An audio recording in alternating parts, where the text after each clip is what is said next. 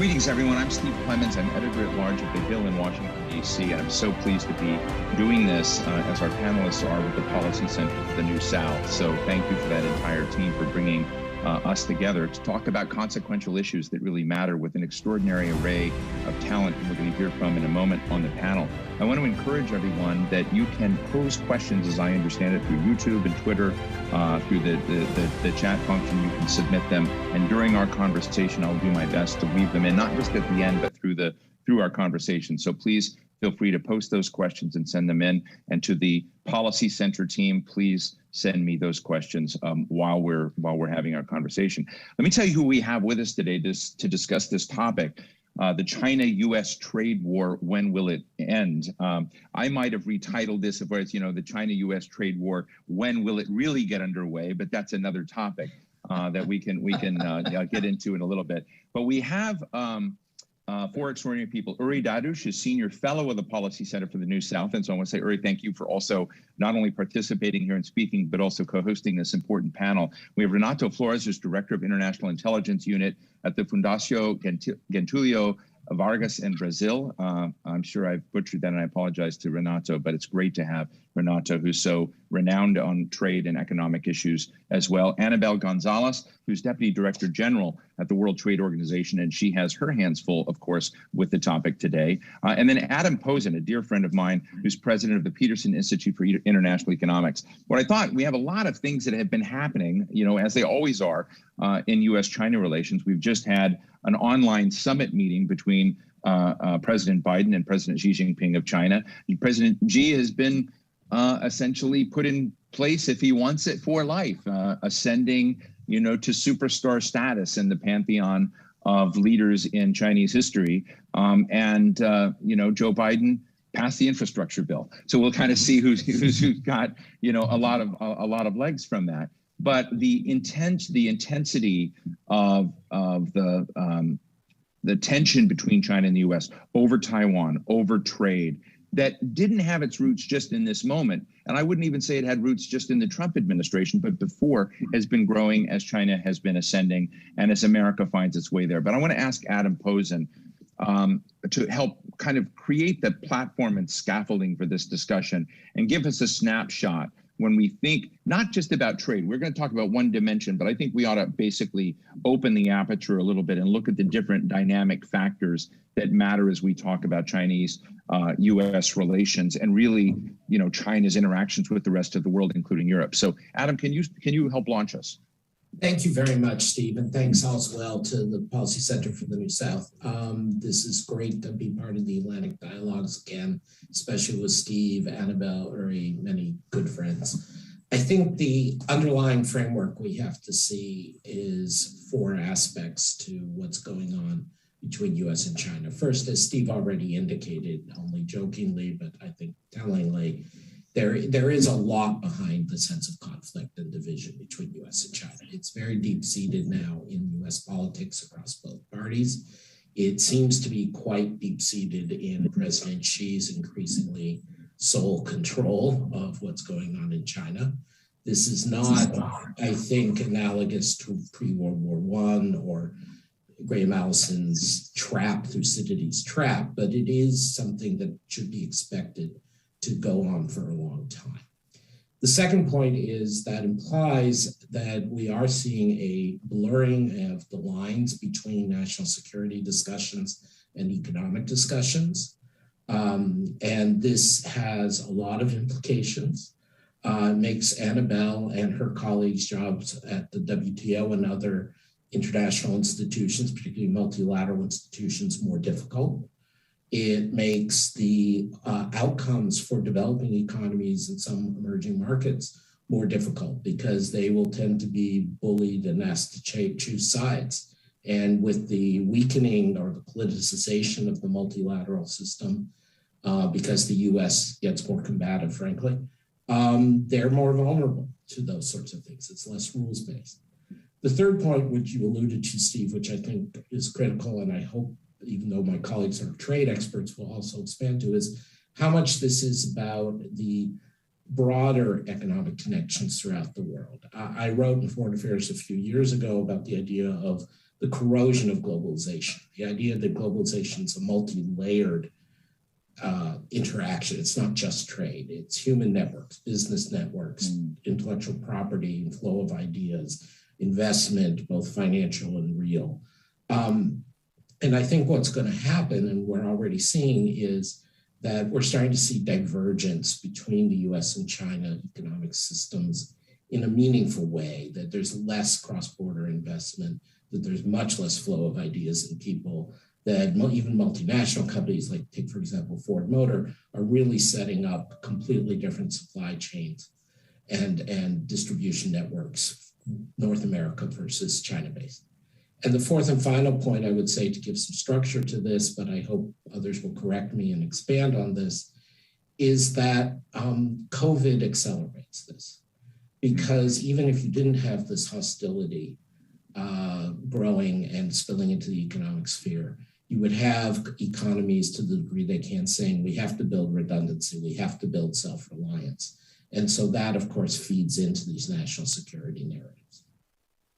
Well, thank you for that, and you know, love that you've kind of opened the window a bit on, you know, the broader context that we can consider as well. Uri, would love you to come into it, because, you know, my sense, after having covered U.S.-China issues for decades now, and we went through this period with some mistaken assumptions, and I don't want to call them all Tom Friedman assumptions, but an idea that's essentially a borderless world was on the way, that the power of connectivity and globalization, U.S.-led globalization, where, you know, as Adam just said, people, ideas, money, institutions were going to flow more frictionlessly across borders, and governments would become less significant, and that would have a homogenizing effect on the character of a lot of the major players in the world. And I remember working in the U.S. Senate in the 1990s when PNTR was passed on China, and there were some people saying, hey, wait, this might not work out. But we had a kind of manic dimension of investment in China, of betting on China, bringing China to the WTO, which we'll get to Annabelle. It turns out that everybody is now having a seizure and saying maybe that was a wrong step. But as you have written and spoken about, the scale of the interaction between the United States and China is so huge, enormous, gargantuan. And we're now talking about decoupling. So I'm just imagining what that rip would look like if, in fact, it were to occur. But can you help us also, like Adam did, give us the context broadly, but also address these issues of scale and what the consequences of actually moving in a different direction? I mean, I don't know how we're going to do it without a global economic cataclysm. Right. Yeah. Thanks, Steve, and thanks, Adam. And as usual, I pretty much agree with everything that Adam said on these issues. First of all, I don't see, you know, within the general context that you're pointing to, the globalization stopping. I think this is a mistaken conception across the board, essentially because globalization is being driven by technological shifts that are not only with us, but have actually accelerated in many respects in recent years. And the big acceleration is on the information technology and coordination side. This continues and will continue. The second big feature is of the continued globalization is that a large part of the world is not behaving like the United States. And we really must move away from this viewing of the world from inside the Beltway. You know, China in the last year or two has negotiated RCEP, successfully negotiated the comprehensive agreement investment with the European Union, which is a vastly misunderstood and underestimated development. This has big problems with ratification at the moment. And has just applied to join CPTPP. The European Union is moving full speed ahead on free trade agreements. They now have 46 free trade agreements, excellent. So the technology is continuing, and a large part of the world is very differently oriented than is policy inside the United States. So that process is continuing. What would it mean if there was an actual decoupling between China and the United States? First of all, I don't see that happening.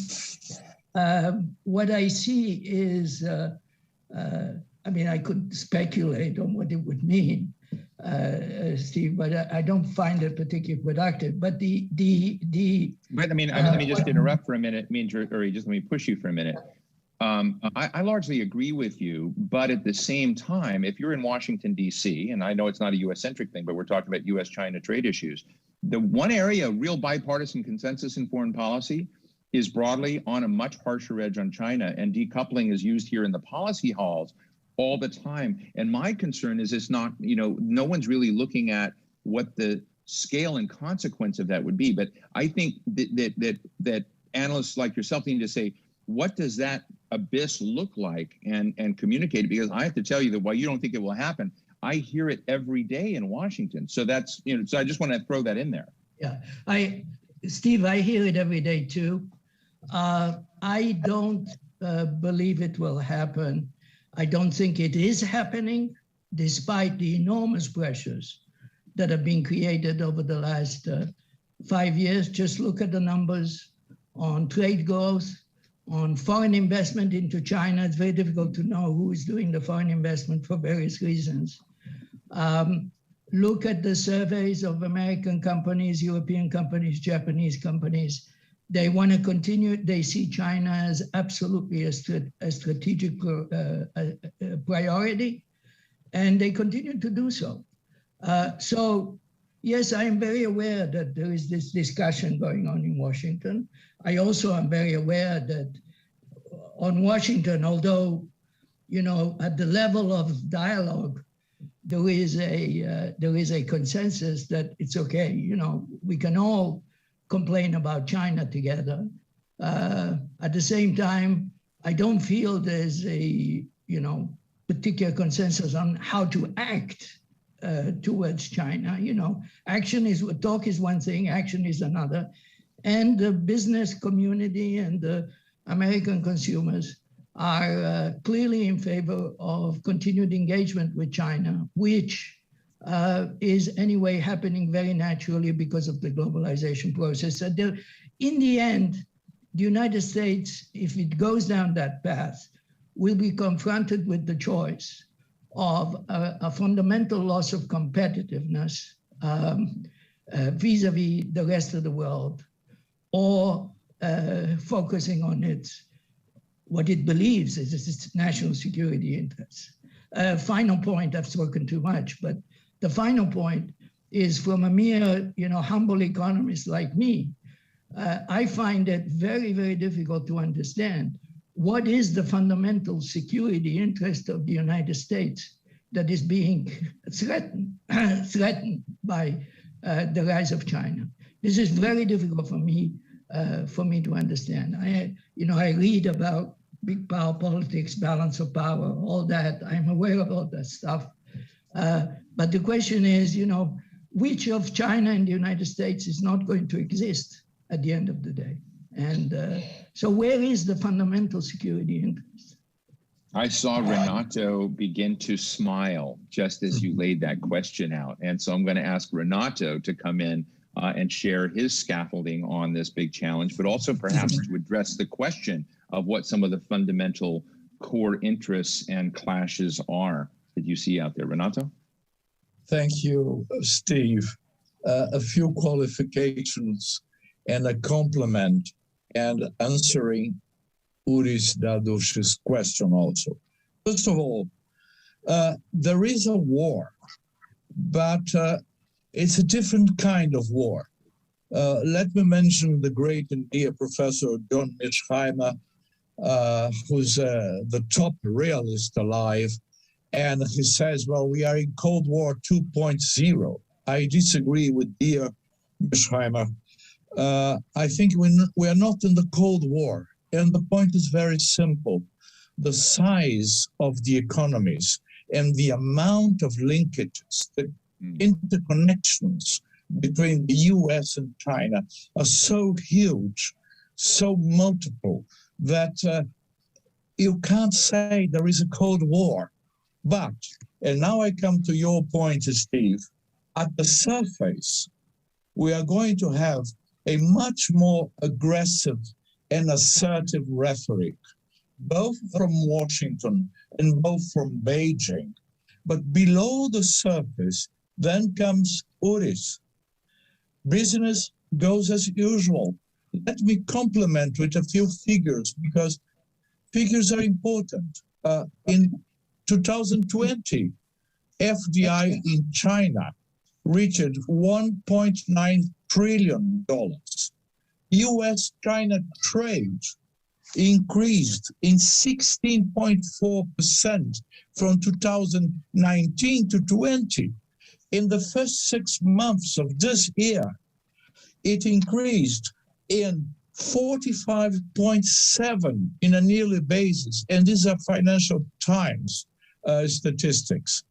So I think they are pretty reliable. If you talk about reshoring, most surveys indicate that at least 70% of the US manufacturers in China don't want to leave the country. So there is a lot of action, and this is a kind of schizophrenic situation. There is a lot of action going on and will on. There will be some decoupling, especially as regards the digital realm, and at the surface, the impression is that things are much worse. I think that's an important point. The menace to security, Uri, is very simple. And in this way, Mischheimer and the US are right, is in technology. Take quantum computing. The one who becomes top in quantum computing will have much more than an edge in military weapons and a lot of things. So the big worry in the US, and there's all this rhetoric of the islands in South China Sea, and I'll quote President Biden, this wonderful things that he says. He says, a free and open Indo-Pacific. Well, this is also the surface, where the real McCoy is the technology war. And who is going to be the leader in quantum computing, advanced telecommunication, and new technologies in terms of material science? Here there is a menace to security. And this is the worry of the US. Just another last point, Steve, for give floor to the others. Other economies, middle powers, they are very important. And here I agree with Uri.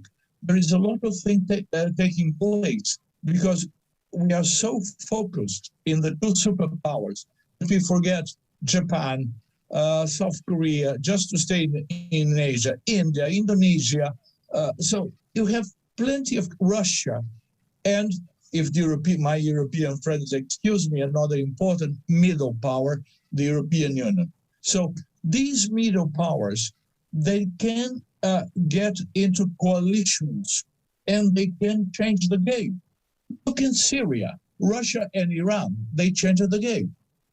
The same can take place in technology. I give you one example, South Korea, which is a reluctant ally, both to the US and both to China.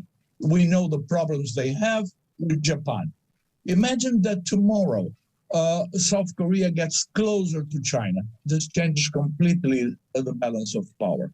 So the other point is that do not forget the middle powers. There's still a lot of action, as Uri said, but not all in terms of trade agreements, in terms of positioning in value chains, trade flows, and alliances. Thank you.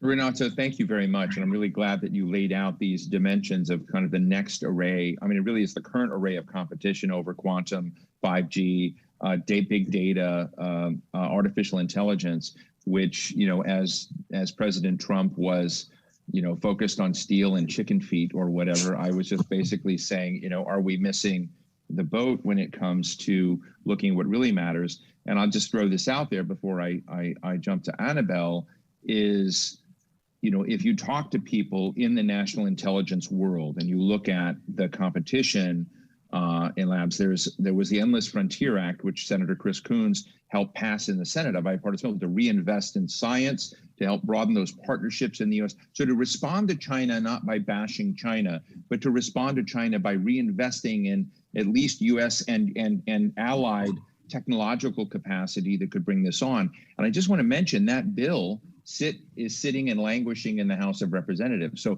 I just want to pose that area of high concern you laid out did get bipartisan support in one chamber, but sits frozen in the other. And so there is no consensus, I believe, in the policy world on the seriousness of what you laid out, which worries me. But I want to come back now to Annabelle and the WTO and say, your institution, which you're at right now, was once thought of to be the place where all these big disputes would not be would be resolved. So can the WTO ride to the rescue? So first, let me say, Steve, that I agree on the points that have been made that the U.S. and the Chinese economies are highly interconnected. All major manufacturing nations, including the U.S., are reliant on Chinese inputs. These are ecosystems that have been built for quite some time. And real decoupling would be highly disruptive and costly for China, for the U.S., and for the world economy. And also from the perspective of global commons, the problems of the global commons, really, people and companies across the world need the three big economic powers, and U.S., China, and I would put the EU into this as well, to pursue strategic cooperation. And certainly, the WTO is one place where this cooperation can happen and can also help manage frictions that arise from the competition element of it. Now, this cooperation is happening in some areas, and so one that is very important is, of course, tackling the pandemic, including by addressing vaccine inequity. We know that trade is critically important to realize, the goal, this goal of vaccination across the world. But it is also, there's a need to do more to achieve the ambitious goals that have been laid out by G20 countries in terms of vaccinating 70% of the world by next year. So in our upcoming ministerial conference by the end of the month, the US, China, and other members have the opportunity to agree on a framework to maximize the positive contribution of trade by avoiding export restrictions, reducing tariffs, speeding up border checks, promoting regulatory convergence, and others.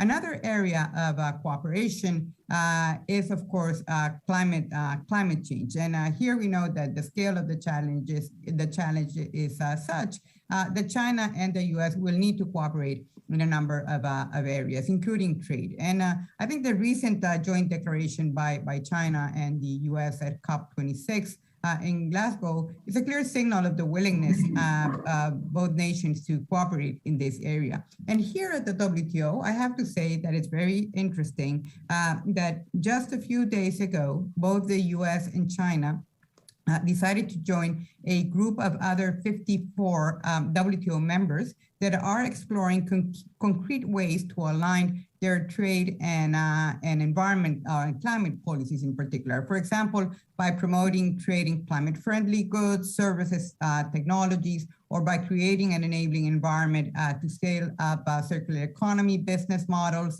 and investment. Now, I don't want to sound Pollyannish in the sense that it is true that trade tensions between China and the US have weakened the WTO. But I would also want to make the argument that they have brought to the forefront some level of convergence on the need to reform the global trading system to strengthen its most important functions and to make it fit for the current and future landscape in trade and investment. Now, of course, there are many different meanings of what reform actually means, But, it may come as a surprise to many that on some key issues, the US and China have more in common among themselves than with other WTO members. For example, and this is something critical for the future of the WTO, both countries support the use of plurilateral agreements as a tool to make progress in developing new rules. That is, you don't need the consensus of 164 WTO members, but those members that are interested in a particular topic can come together and negotiate an agreement. And this just happened, for example, in the area of what we call services domestic regulation, which is basically a deal that would cut red tape for providers of services in foreign markets. China and the US played a critical role in bringing the negotiations among 65 WTO members to fruition, and this will be announced in our ministerial conference by the end of the month. I have to say also, of course, that there are a number of tough issues to sort out to reform the WTO. And some of them are really at the heart of the trade frictions between the US and China. And this is clearly, for example, the topic of subsidies and state-owned enterprises. And these are not easy conversations. But I also have to say that unilateral measures have not worked, bilateral deals have not worked, and negotiations without China at the table are still to deliver results. So, and I would also add that, current developments make these conversations even more pressing, which is maybe why the Chinese leadership expressed for the first time as I can remember, that they are open to have negotiations on these topics. So all this to say that, yes, there's a broader there are controversies in many different areas, and I think that both Adam, Uri, and Renata as well have made this very clear. But I also have to say that there are important pockets of collaboration already happening in the WTO. That there's a need for broader collaboration, and while some of this cooperation will be very difficult to achieve, I don't think there is much alternative left to both the US and China. Well, thank you for that, Annabelle. I feel like I'm getting a master class in all these different dimensions of trade and institutions and grand strategy. But let me just ask you, just to all of you, and just to open up, and I don't know if I'm going to, I'm a layperson in this, and you're all experts, but I remember that John Eikenberry from Princeton laid out this idea that China, if it succeeded in the world as essentially the role that the United States had played as the primary wearer, if you will, of international institutions, that it would adopt and defend and become the promulgator of an international liberal order, because it was the least expensive thing to do, that it would be far, far more expensive and costly to derail that and to try to create something else.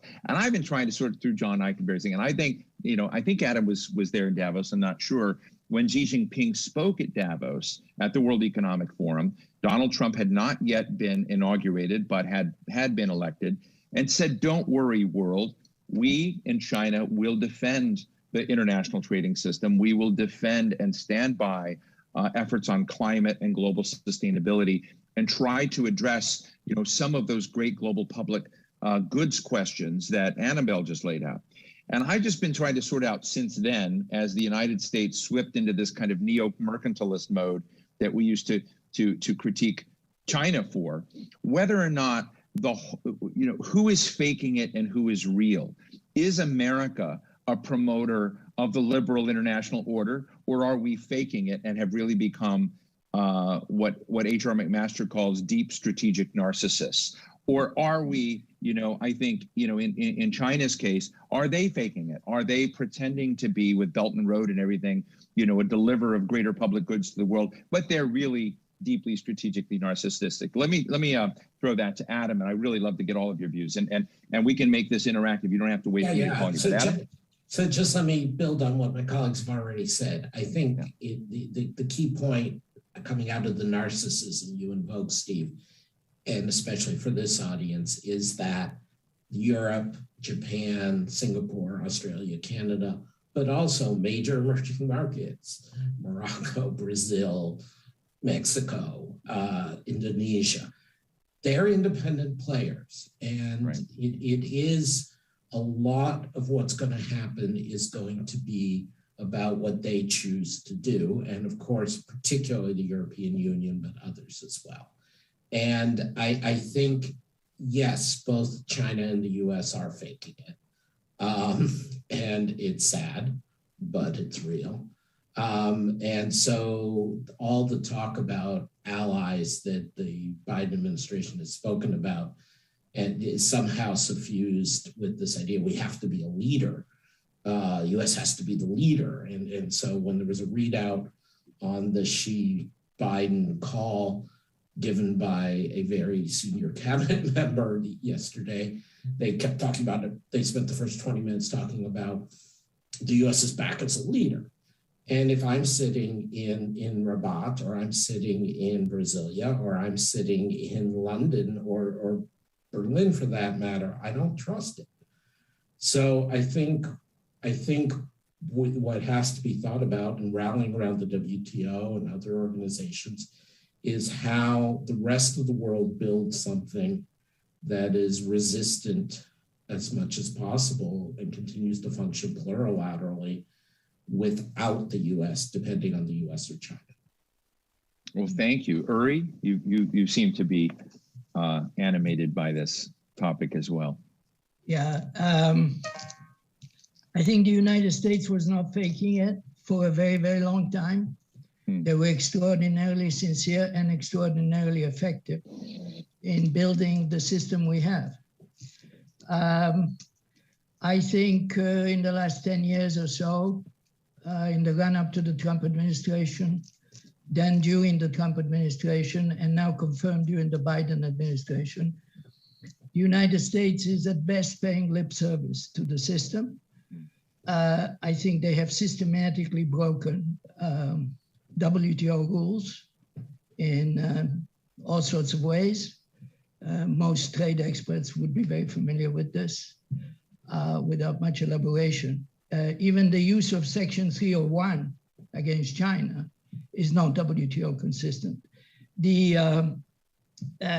So the United States is now paying lip service. I have to confess that the lip service has improved on the surface with the declarations of U.S. Trade Representative Tai, but essentially it's lip service. On the case of China, I disagree with Adam. I think China is the free trade power of today. And for the obvious reason, for the same reason that the UK was in the 19th century and the United States was in the immediate post-war period, basically the most competitive nation and the biggest trader, the biggest exporter of goods, and with a prospect which far into the future points to the Chinese leaders, the prospect of greater growth on world markets. They still have a per capita income, which is 1/4 that of the United States. And by the way, very unlikely, just using simple arithmetic, that they will ever, on current trends, catch up with the United States in absolute. The gap is just too big. So they see their interest in this globalization. And so I think they're sincere in wanting to support the WTO rules. I point again to the Comprehensive Agreement on Investment with the European Union, where, as Annabelle, I'm sure, is aware of, China undertook a number of disciplines on forced technology transfer, on subsidies, on state-owned enterprises, which is precisely where the United States has been pushing.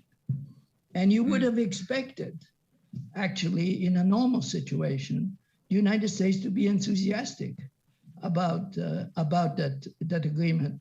The reason they are not, and they were not, and they're not, is because of the fundamental rivalry, geopolitical rivalry that that now exists between the two powers. Uri, I want to jump in and say, I'm going to jump to you, Annabelle, but I want to say, one of the, if anyone is tweeting out there, I always like to note tweetable moments, but China is the free trade power of the day. I'd love to get your response, Annabelle, and your other comments. So let me say that a weakened WTO is not in the interest of the US, nor China, nor any other member, because I think that we have tried, or WTO members have tried different alternatives in the past few years. They've tried unilateral measures, they've tried bilateral deals, and quite frankly, they have not achieved the results that they themselves set up to achieve. And the reason is that to manage some of these frictions and to prevent conflicts in the future, you need to strengthen rules at the WTO. So one important question is how do you go about having a WTO that would allow for these rules to be developed? And I would like to sort of build on one point made by Adam, which is the role of the mid-powers, if you wish. I mean, the EU is much more than that, certainly, and has a critical role in the system and plays a critical role in the system. But others such as well, including emerging markets, but also, the UK, Australia, and others. And they actually have and play a very important role. For instance, presenting initiatives. Canada, for example, here in the WTO, they also have a convening power. They can push negotiations in going forward. Now, having said that, it is also true that it is important to have the U.S. and China at the table and engaged because the system needs them. But I remain after I've seen this. This areas of collaboration that I was mentioning before, I remain confident that if there is a will, there is a way to reform the WTO to make it more effective, to serve both U.S. and China's interest, and of course, that of the rest of the membership of the WTO as well. Well, thank you.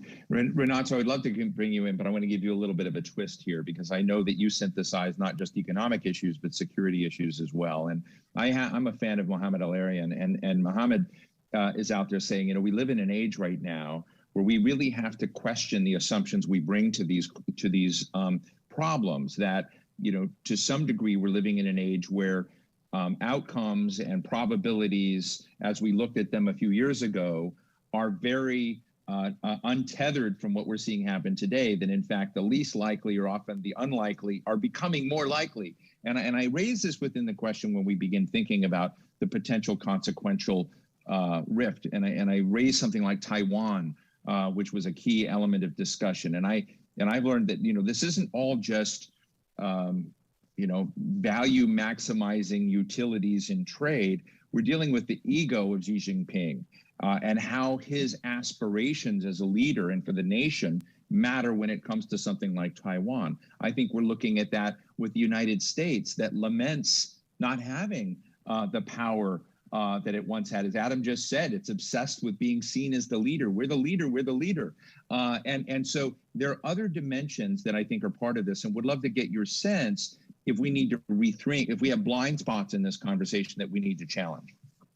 Well, Steve, I think that what I can say in this line links to your very interesting question about who is lying, who is faking. Was the US faking? Is China faking? Well, though I am also a realist, I don't think none of the countries were faking or lying. This is very natural. What happened, and from what I'm saying, I will get to Taiwan, is that China regained its size in the world. So look at the UN. It's very common to hear people say, well, now we realize that half of the UN institutions have presidents who are Chinese. And in the other half of them, the vice president is Chinese. Well, that's normal. In the past, they were US citizens, or the Indians who are everywhere. So there is a question of size.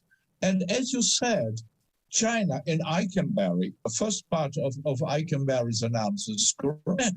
Well, China had to play according to the rules to rise peacefully. Otherwise, there would be war. And China, and Annabelle gave interesting examples which support this view, is a supporter of the existing order. This doesn't mean that it doesn't want to change it, but want to change it within the rules as far as possible. That's why, for instance, to sit in this trap, I think it's wrong, because China doesn't want conflict at all. It's the worst thing that can happen to China. And if we move to the US learned a very tough lesson in the past years with Iraq, Afghanistan, and all that. So the US is hurt. The US people, they fear conflict. So as I said, the rhetoric will be much more aggressive and assertive, but the reality will be different. If we move to Taiwan, come on, we know that Taiwan is a pawn of the two countries. First, when Chiang Kai-shek moved to Taiwan, he was supported by the US because the US feared communist China. Then you had the opening and all that. China was accepted in the United Nations. Then Taiwan became the bad boy with the support of the US. Now that tensions have increased, Taiwan reemerged. Oh, Taiwan is so nice. We want an independent Taiwan. Well, these are cycles. This panel would need also a historian. So what we have now, and we have, for instance, maybe throughout 2022, is a lot of rhetoric and tension over Taiwan. But I bet that nothing's going to happen but for a human accident. This can happen, a crash of things. But if we leave this out, nothing's going to happen. Why? Because China doesn't want to fight over Taiwan. Chinese time is completely different from Western time. So 1 year of US bashing over the Taiwan Strait, this is zero in terms of eternity or Chinese eternity. We're going to have it. Nothing is going to happen. And the US will be careful enough. Look at this wonderful interview between Xi Jinping and Joe Biden. The smiles, they were not faking. I have a different view. They are leaders and they are in tremendously difficult positions. They want simple solutions to the tough problems they have. Accidents happen, but nothing very serious will happen. But there is a problem in the technological war, because if you have technological leadership, someone will get much, much anxious and worried. And then we enter into another chapter. I have a completely opposite view to Renato. I think the technological so-called war is a complete bugaboo. And I think the hypocrisy and faking is actually really important. There has been a fundamental shift. So on the technology front, the history is nobody's won a war by having the top technology. We saw the whole debate over the dreadnoughts prior to World War I. We saw the race for the nuclear weapons in World War II, but the fact is the US would have won the war anyway. It's about other things. And technologies, even with barriers, all disappear and get stolen and get copied. China, so-called communist China, in the midst of the US denying its existence, got a nuclear weapon. So the Americans always, in recent years, insist that they're going to do something on technology and outstrip. But just as we saw in the 90s and the early 2000s, the real point of technology is your ability to implement and utilize it. All of the internet technologies were available to everybody, and the US was the only one that was able to utilize it. So I think that's a completely false thing, but it is, of course, the kind of thing, Steve, your old friends in the Senate love to worry about. Wait 1 second, Renato, you spoke for quite a long time. The second point is that idea that things haven't changed, these are just realistic leaders, is incorrect. Both the Biden administration and the Trump administration share a fundamental shift towards viewing the international economy as hostile to the U.S. and viewing multilateral institutions as hostile to the U.S., that they have been, U.S. has been suckered. As I've pointed out repeatedly in other venues, this is a lie because the U.S. has been withdrawing from the world economy for more than 20 years, and that's what's hurt it, not its engagement. But this is why it's so, and in China's case, it wasn't just they felt they had to play by the rules. They sincerely believed they gained from the rules. And I think Steve's invocation of Xi's speech at Davos, just as his own domestic reform attempts hit high watermark around 2013 and have been receding since then. And this is why I put so much emphasis on the major emerging markets, what Annabelle and others refer to as maybe mid-level powers, and the EU and Japan, because they have much more of an interest in the international system. And they're not turning inward in the same way, and they cannot. And so we need to create a system that is open to the Chinese and the Americans, but doesn't depend on them. Uri, could I just... Yes, just to react at least to the technology war.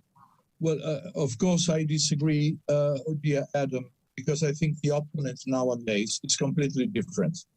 It is economically powerful. It is technologically advanced in many sectors, and there are technologies which are going to be game-changing technology. So I think there is a technology war, and I think the great worry from the US side is that China has leadership in a specific sector. Of course, you can you have spies, technology you can copy, but it's not so fast. Let's look at technology. We have wonderful stories of copying, but also we see how slow it progresses. So it's not like this. I think there is a technology war. As for your second point, then this is a stance. And I think that there is the official posture, which is Trump's, and I fully agree with you. There is a shift in terms of behavior, starting with Trump and continued with Biden towards China. But this is the official position. The micro level, I think the situation is different. And if we add up the so-called allies who Mr. Biden has been searching with a torchlight, looking for allies in the evening, they are very diffident.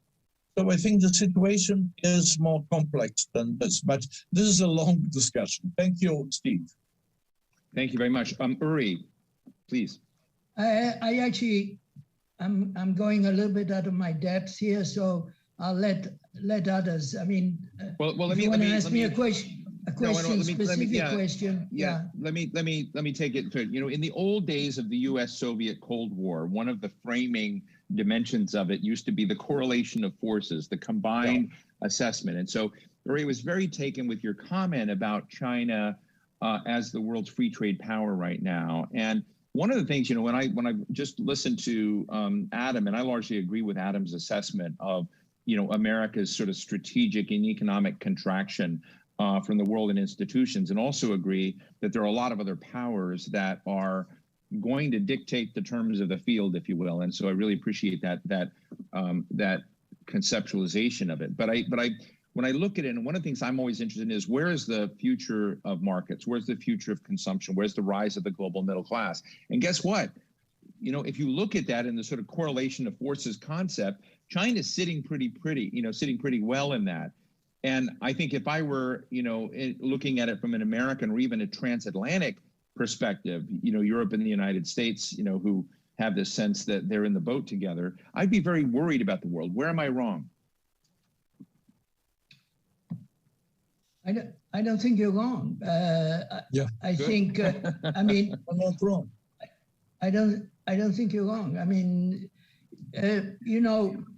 I'm an economist, and I did projections for a long time, and And when I look at where the world, where the world is moving, 2/3 of new economic activity every year now is in emerging markets, in developing countries, okay? With China playing a very big part in that.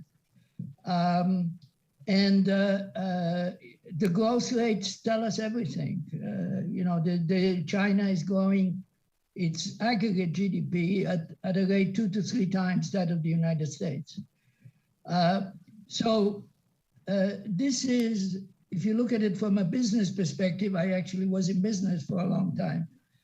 If you look at it from a business perspective, this is where the future is.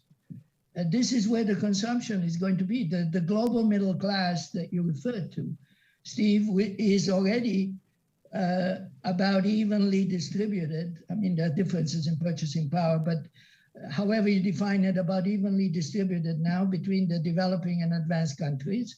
And 10 years from now, 20 years from now, it will be dominantly in the developing countries.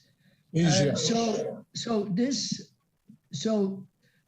fact that the Europeans and the Japanese, etc., remain outwardly oriented is not surprising at all. I should add that there's another important part of the United States that remains outwardly oriented, and that happens to be the business community of the United States.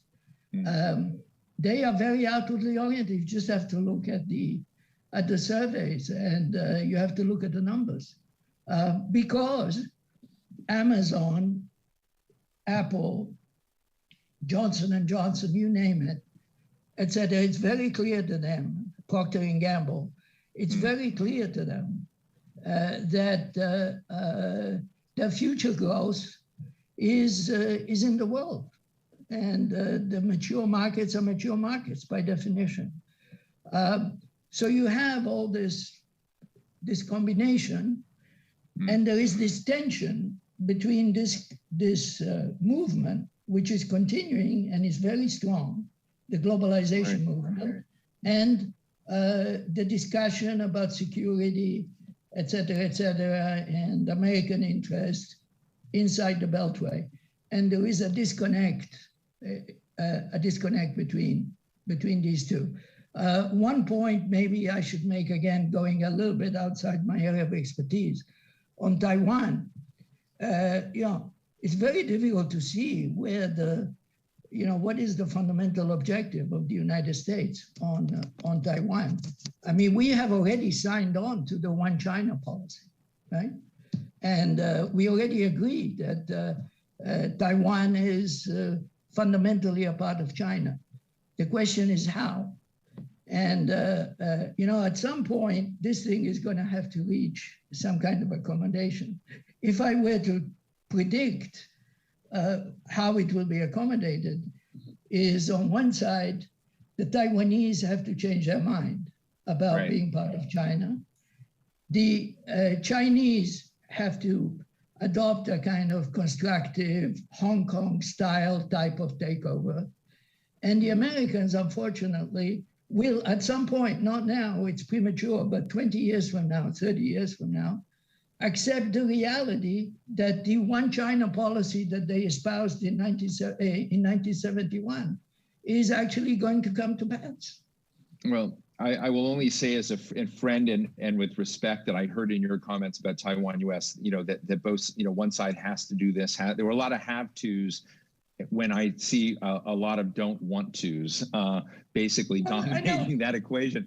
So it would be there. But let me come back to Annabelle. And Annabelle, I'm interested in whether or not there are bank shots. And what I mean by a bank shot, when you pay pool, I sort of divide the world between those people who think in linear, earnest terms and just want to solve a problem. And oftentimes I see history as a result of unexpected side bank shots. And I'm interested in whether climate or what Adam just discussed about Brasilia and Rabat and their power, what Uri just said, there's going to be a rise of economies elsewhere in the world. And middle classes in the world that may see things differently than even China and the United States, and maybe even talking about them that way is wrong. Whether or not you see in your role, not only as an institutional governor, if you will, but as someone who sort of looked at these trends, whether there are bank shots, and I should say some hope for a different track, if you will, rather than, as we started this discussion, it was very much around a clash, whether there are bank shots that alleviate that, opportunities we haven't seen vis-a-vis climate or other big transnational public goods questions. So that's a great question, Steve, because in the trade area, some of this can happen unexpectedly. And I'm gonna put an example. We talk now about CPTPP, the Comprehensive Trans-Pacific Partnership, as a very big, important agreement. Well, that started off with 4 very small countries coming together, Chile, Singapore, New Zealand, and Burma, coming together and beginning to negotiate an agreement among themselves. And then others, including the US, look at this and say, hey, this is not such a bad idea. And and they all began, and actually that led to an agreement which has had then a development of its own. But this is the point that I'm making is that initiatives can come from anywhere. Right now in the WTO, for instance, Canada and Costa Rica, my country of origin, are the ones that are spearheading conversations on trade and climate change. And they've been able to rally 54 members, including the EU, the US, China, and many others around this idea that this is the time for the WTO to do more to support climate objectives. So, yes, if we see things in very sort of, linear terms, as you say, or in sort of these very flat terms, yes, there's a lot of confrontations, but this is also dynamic, and initiatives can come from many different ways. And there can be the circumstances that, all of a sudden they can, they can get sort of like a life of their own, and you can get very positive conversations that result in good agreements at the end. Again, there are frictions, and there will always be frictions, but I don't want to, discard the importance of many of these conversations, coming out from the sometimes not the most expected places. Well, thank you. Adam, I'd love to bring you back in and ask you kind of a fun question. Do you think there's any, what do you think? I mean, you kind of gave a bleak picture of where the United States is going. I so completely agree with you from my perspective, but at the same time, I'm trying to ask, what's the end game? So if I were sort of looking at where we are today without illusions and, just describe the fact that we've been strategically withdrawing from various parts of the world. And I remember being very critical of President Obama. And I said, Obama seemed to me to be someone who just kind of was incremental when it came to international institutions. I mean, people will disagree with me, but I said, look, he had a chance, given who he was in that moment, to create pathways for other powers in the world and reform and reshape international institutions so that they reflected the way the power centers were in the world, and essentially be magnanimous, and for the US to move out of this archaic and anachronistic set of relationships and the way they were designed, and try to be magnanimous and help write new rules. And like Stalin in the Communist Party, you get credit sometimes for being the secretary who drew up the issues. And so, but Obama didn't do that, and largely held on to the old power equations, which was inconsistent with the way the world. And I'm just wondering now what the US choice is. Is the US choice basically to sit it out and eventually break it? Or do you see any possibility that there's a future Dean Acheson, that there's a future, set of players in the US that can come in and not hijack the system that's in place now, just say, screw you, China, we don't want to play that game. We're going to begin something. I'd love to get your sense of it and ask everybody to comment as we finish out these last 15 minutes. Thank you, Steve. And I want to be somewhere between wishful and hopeful that the U.S. can do that. I think, as others have said, there was a period in the U.S. You invoked Dean Acheson. There are others. There's the recent book by our good friend Robert Zellick about the history of U.S. farsighted. Incredible book. Yeah. There is hope for that. And there's intellectual battles. I like your earnest versus bank shot. There are us earnest people in the think tank business who try to take it on head on. And then there are clever political types who try to bank shot it. And, maybe the John Kerry led deal, not COP26 overall, but the US-China agreement on green is the transformative opportunity. Mm-hmm. Maybe climate change, if things go badly, becomes the transformative opportunity. One wants to be pushing for that. My view that I just keep coming back to, which I'm sorry to keep beating it to death, but is that if Europe and Japan and Australia and Singapore and South Korea and Brazil and India in a constructive way occasionally whack the US upside the head, we may get better outcomes. And the most important thing to me is that the US be confronted repeatedly with its failures, its narcissism, its solipsism. Now, some of that may be bank shots, as you said. I mean, if it hadn't been for the French and other digital taxes, would Janet Yellen have been able to push ahead with the international corporate tax? No. Probably not. And then everyone can graciously say, oh, the US was a leader, and that's fine. So I'm not ruling that out. I think those kinds of moves are useful. But the one other thing I would try to say is you frame this in terms of end game. And if we're lucky, there is no end game. I think I used to study international politics. I don't pretend to be an expert on it, but when you get down to the realist, the John Mearsheimer types of views or Ken Waltz types of worldviews, the neo-realists, what they're really doing is a very reductionist kind of a game theory, economic-based game theory. And if you go into things with that mindset, everything is you solve backwards from the end game. And if you assume some rational foresight, then you get to the end game quickly. And that's not what we want. And I don't want the US thinking in terms of regime change in China. I sure as hell don't want the Chinese thinking in terms of regime change in the US. So I don't want an end game. Well, thank you. Well, Renato. Well, Steve, I think the US will bravely walk towards its fate. Yes, no doubt. And this means that for the mean term, let us say the next 5 to 10 years, it will still be the leader of the Western world, coping with manifold problems, coping with institutions with due respect to dear Annabelle falling into pieces, and while the Chinese will be waiting. For instance, as regards Taiwan, Uri was trying to make a forecast. The forecast is very simple. The Chinese will wait. The Chinese will wait.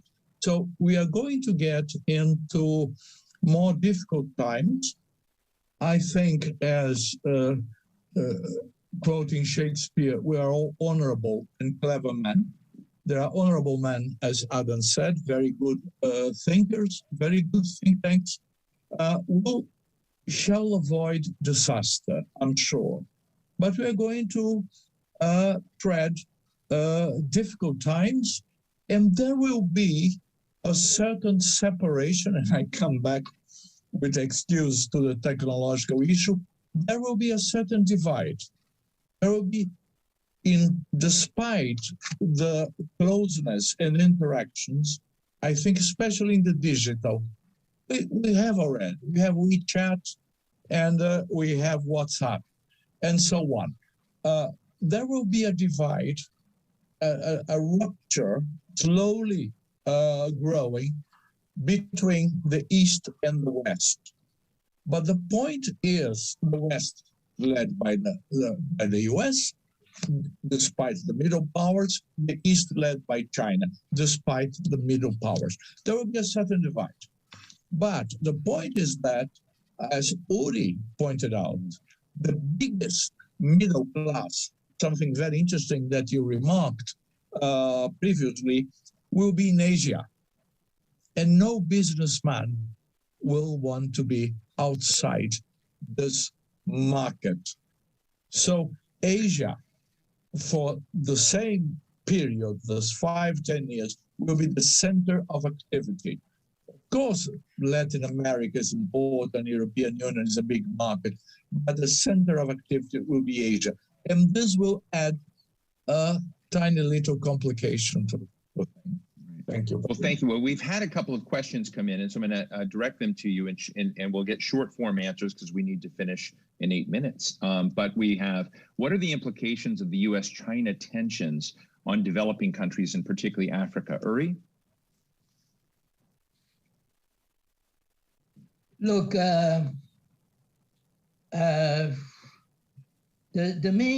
there's some negatives, there's some positives.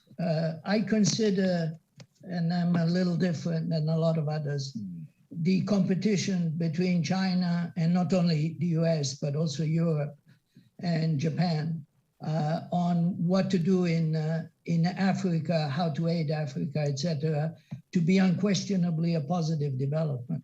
That doesn't mean I agree with everything the Chinese are doing and their loan terms, etc., etc. One just has to bear in mind that China is not an advanced country. It's a relatively poor country. It's going to be somewhat less generous in the way that it approaches Africa than, say, the Americans or the Europeans can be. Not that they are that generous, by the way. The competition is a good thing, essentially because Africa is starved for infrastructure, and the Chinese can bring infrastructure. And we just want to make sure that the terms are not too onerous. That's the positive side. The negative side is that the trade war is undermining the World Trade Organization. It's undermining trade rules. My friend Annabel Gonzalez from a long time is correctly defending the importance of the organization, but we should not underestimate the extremely deleterious effect of particularly American policies on what is happening in the WTO. The WTO is very important for Africa because it provides a context within which policies can develop. We are at the Policy Center of New South, a Moroccan think tank. The WTO decisions are having a very important effect on containing protectionist within Morocco. That's one example. There are many others. Right. Can I just get a minute from you, Renato? And I want to mention that I interviewed Paul Kagame, the president of Rwanda, the other day. And in that he said, we in the West or those in China have this completely warped sense of what's happening in Africa, that people look at the African continent as some kind of playground between these two big powers, that there's a lot organically growing in Africa, competencies, innovation, investment. He's particularly proud of what he's achieved in Rwanda.